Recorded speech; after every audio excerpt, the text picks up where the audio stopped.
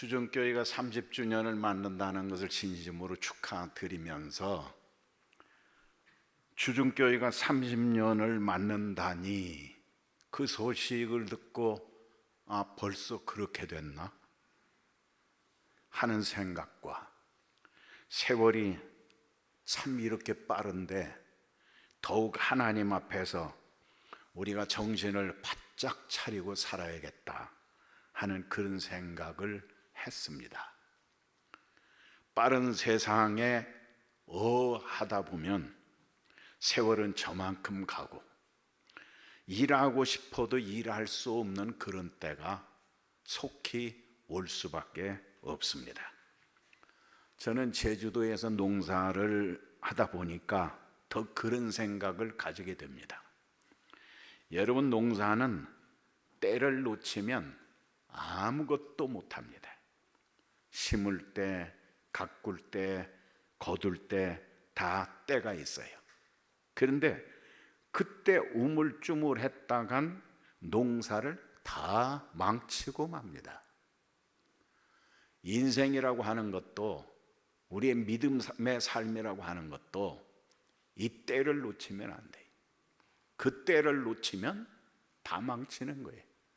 은혜 받을 만한 때 은혜 받아야 될 줄로 믿습니다.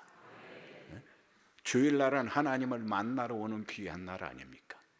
이 귀한 날 때를 놓치면 안 되죠. 사실은 농사뿐만 아니라 모든 만물이 다 때가 있고 그 때를 놓치면 안 돼요. 씨를 심을 때가 있죠.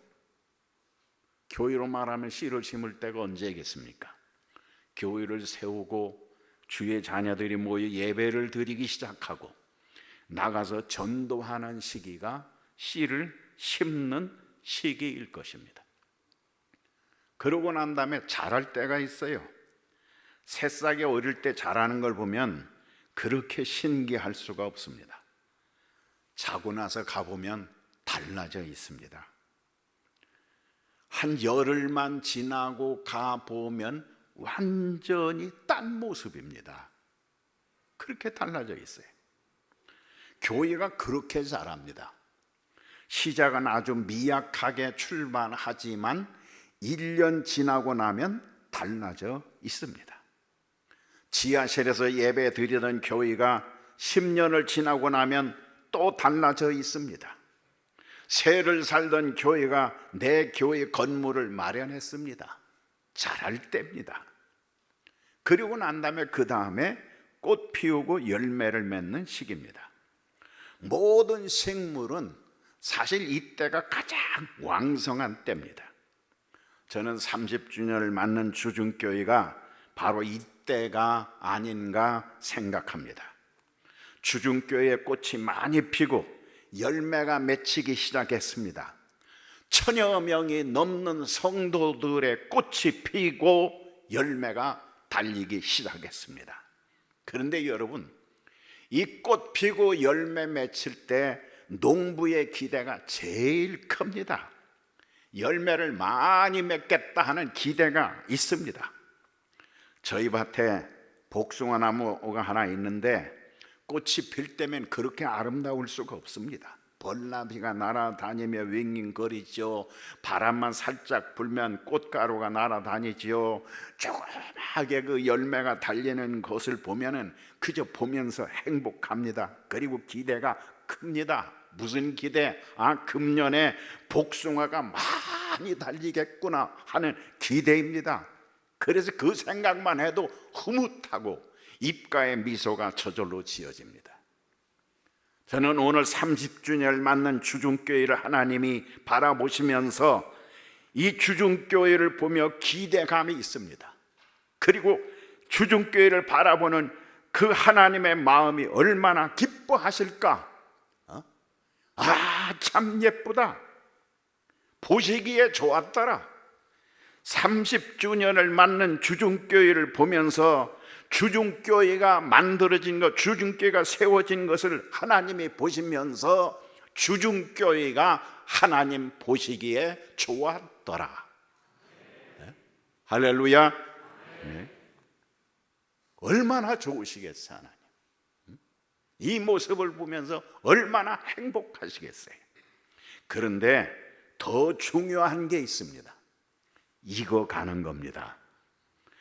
보기는 그렇게 좋았는데 비가 오고 바람 불고 홍수가 나고 가뭄이 들고 병충해가 생기니까 열매가 견디질 못하고 하나씩 둘씩 떨어지기 시작합니다. 여기서 얻는 교훈이 있습니다.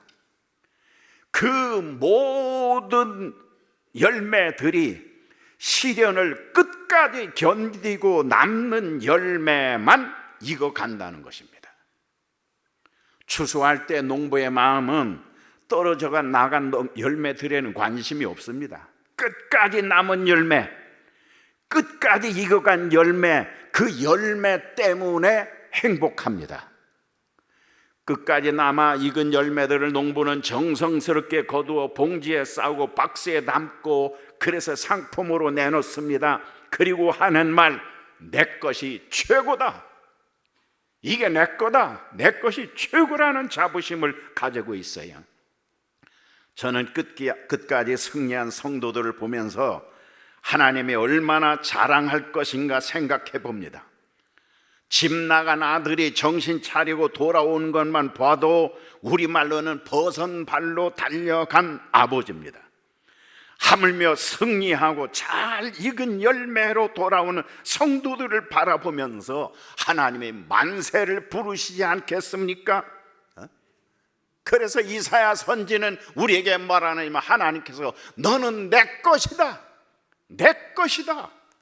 그 내 것이란 말이 엄청난 말입니다. 내 것이기 때문에 포기할 수가 없어요. 내 것이기 때문에 버릴 수가 없어요. 내 것이기 때문에 남에게 빼앗길 수가 없어요. 하나님이 우리를 그렇게 귀하게 감격되어서 우리를 부르시고 오늘 주중교회 성도들을 보면서 너는 내 것이다, 이제부터 내가 책임지겠다, 이제부터 내가 너를 도와주겠다 말씀하는 줄로 믿습니다. 하나님이, 여러분이 하나님의 기쁨입니다. 여러분을 바라보는 하나님이 기뻐하시는 거예요. 우리가 하나님의 기쁨입니다. 나 주님의 기쁨 되기 원하네. 내 마음을 새롭게 하소서. 새 부대가 되게 하여 주사. 주님의 빛 비추게 하소서. 후렴 다 같이 내가 원하는 한 가지 주님의 기쁨이 되는 것. 내가 원하는 한 가지 주님의 기쁨이 되는 것. 주님의 기쁨이 되는 것. 주중교회가 하나님의 기쁨이 될 줄로 믿습니다. 마지막 때가 더 하나 남아 있습니다. 죽음의 때입니다. 모든 만물이 다 죽습니다. 사람도 짐승도 나무도 곡식도 풀도 다 죽음의 때가 있습니다. 제가 내셔널 지오그래픽이라는 프로그램을 하나 보았는데 참 감동을 받았어요. 유럽의 어느 호수처럼 생긴 바닷가에 사는 사람들의 얘기입니다. 여러 가지 얘기가 있지만 그들은 욕심을 내지 않고 자연에서 주는 대로 자연과 더불어 살아갑니다.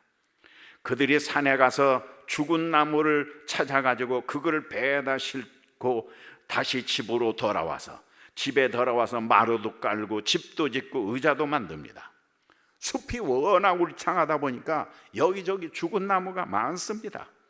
적당한 나무를 골라서 끌어다가 톱으로 켜서 판자도 만들고 마루도 만들고 기둥도 만듭니다. 저는 생각해 보니까 그런 생각을 했습니다. 저 나무는 살아서는 열매를 맺어서 그 열매로 그 산속에 있는 모든 짐승들의 밥이 되고 그 모든 짐승들의 먹이가 되고 이제 죽어서도 또 사람들에게 쓰임을 받는구나. 아낌없이 다 주고 가는구나. 그걸 생각하니까 우리 예수님이 생각나더라고요. 예수님이 그랬죠. 예수님이 피 한 방울 남기지 않고 이 땅에 오셔서 다 주고 가셨어요. 감동입니다. 그 죽은 나무가 집이 되고 의자가 되고 감동입니다. 죽어서까지 쓰임받는 나무입니다. 그런데요, 어느 부부가 산에서 죽은 나무를 고생하면서 끌고 왔는데 톱으로 켜보니까 쓸모가 없어요. 왜냐하면 속이 다 썩어가지고 구멍이 텅 비어 있어요. 아무 짝에도 못 쓰니까 한쪽 구석에다 처박아 버리더라고요. 죽으면 아무 짝에도 못 쓰는 인간, 그런가 하면 죽어서도 쓰임받는 성도, 저는 우리 주중교회 성도가 그렇게 쓰임받는 성도, 죽어서도 하나님 나라에 영향을 끼치는 하나님의 자녀된 성도가 되기를 주의 이름으로 축원합니다. 예수님 이야기로 결론을 맺습니다. 우리가 잘 익어가는 열매가 되려면 예수님을 잘 따라가야 될 줄로 믿습니다. 예수님을 잘 따라가려면 그분의 삶을 알아야 합니다. 그분의 삶을 표현한 성경 말씀이 너무 많지만 저는 빌립보 2장 6절 8절을 중심으로 주님의 생각을 늘 생각해 봅니다. 그 말씀에 보면은 주님의 삶의 첫째는 버림입니다. 비움입니다. 비우는 거예요. 자기 자리를 다 버리고 자신을 비우는 거예요. 그리고 그 비운 자리에 하나님의 뜻을 채우셨습니다. 기득권을 다 버렸습니다. 하늘 보좌를 다 버렸습니다. 그리고 주님은 가슴에다 하나님의 말씀과 복음을 담았습니다. 하나님께 나와 예배하는 삶도 이 버리는 데서, 비우는 데서 시작된다고 생각을 합니다. 자기 자신을 버려야 합니다. 그리고 그 자리에 주님으로, 주님의 말씀으로 채워야 됩니다. 내가 주인 노릇하던 것을 다 내려놓고 주님을 주인으로 모셔야 합니다. 가장 소중하게 여겼던 세상 것들의 자리에 주님으로, 말씀으로, 복음으로 채워져야 되는 것입니다. 왜냐하면 우리가 찬송을 부르듯 주 예수보다 더 귀한 것은 없네. 이 세상 부귀와 바꿀 수 없네. 주 예수보다 더 귀한 것 없네. 예수 밖에는 없네. 예수 밖에는 없네. 그 이전에 세상 즐거움 다 버리고 그랬어요. 세상 자랑 다 버렸네. 버렸대요. 다 버렸어요. 왜? 예수님 밖에, 주님 밖에 더 소중한 게 없기 때문에 그걸 채우기 위해서 다 버렸다는 얘기입니다. 오늘 여러분의 가슴 속에 있는 세상 것들이 아니라 여러분 가슴 속에, 여러분 심령 속에, 여러분 마음 속에 예수 그리스도 주님으로 가득 채워지기를 바랍니다. 두 번째는 내림입니다. 낮아지는 거예요. 버리는 것으로 끝나면 안 됩니다. 내림이 있어야 합니다. 낮아져야 합니다. 주님은 하늘 보좌를 버리고 그 마음을 비우고 그리고 그 다음에 이 땅으로 내려오셨습니다. 그것도 가장 낮은 자리에 내려오셨어요.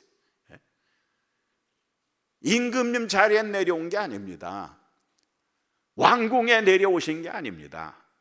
가장 천한 말구유로 내려오셨습니다. 사람들이 비난받을 수밖에 없는 그 정도의 자리에, 사람들이 업심여김을 받을 수밖에 없는 그런 자리에 내려오셨습니다. 거기서 주님은 더 낮아지셔서 제자들의 발끝에까지 내려가셨습니다. 예배자의 자세는 내려오는 것입니다.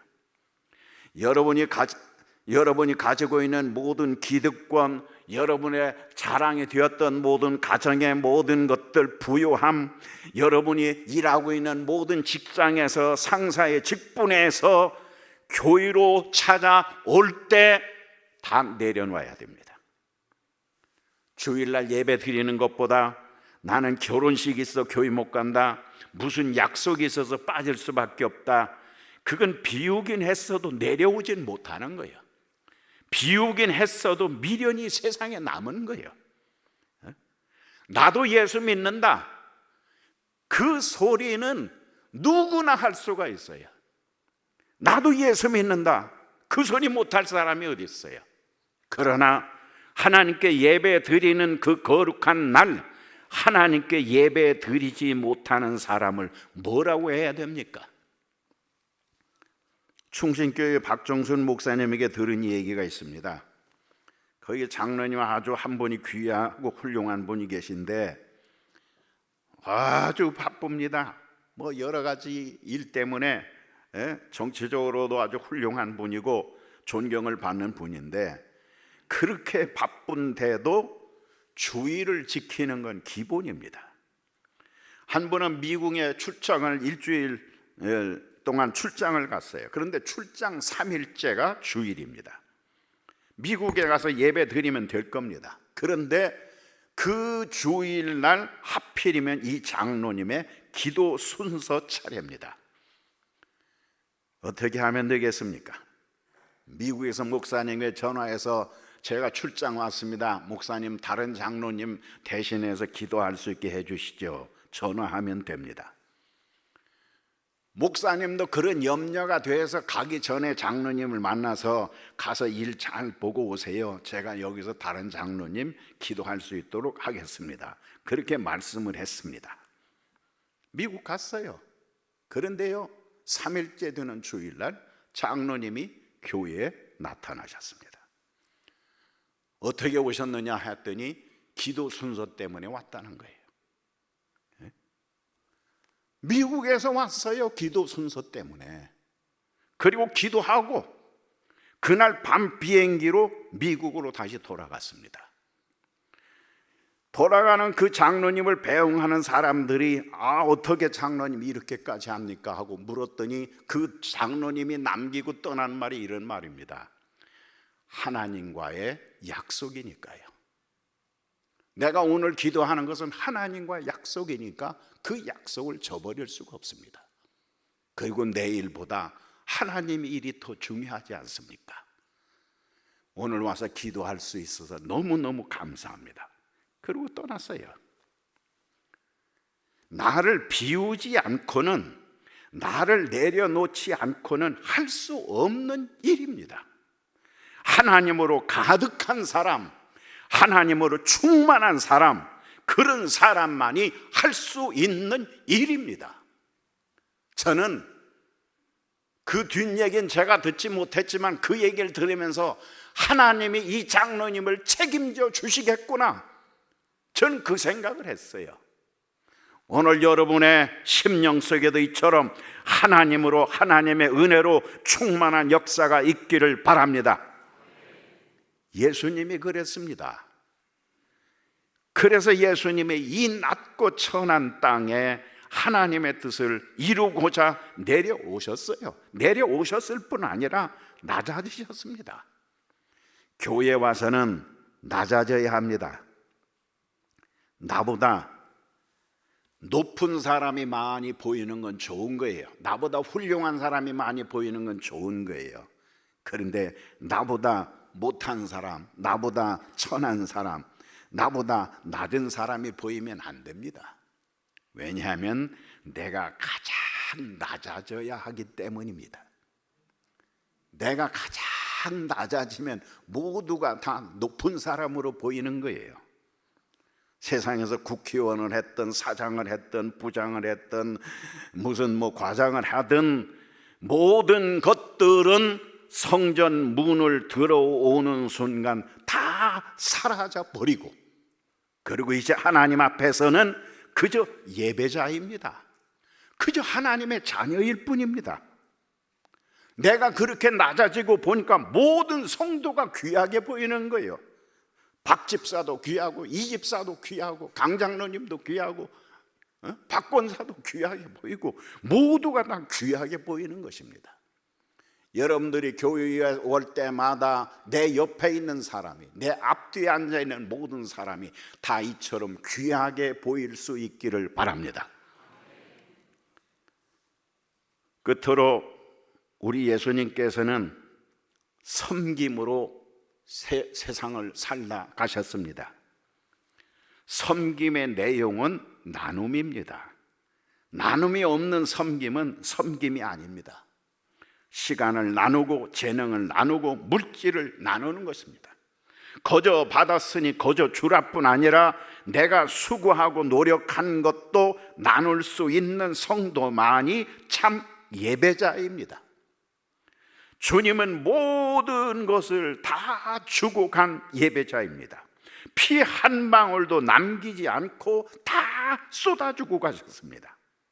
그러기에 하나님께서 이는 내 사랑하는 아들이요 내 기뻐하는 자라 말씀하신 것입니다.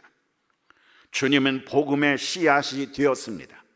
그 씨앗을 제자들이 받았고, 그 씨앗을 순교자들이 받았고, 그래서 온 세상에 복음을 퍼뜨렸습니다.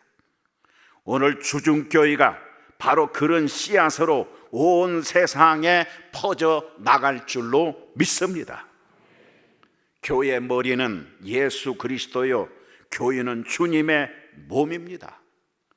주중교회가 생각하면 하나님의 아들입니다.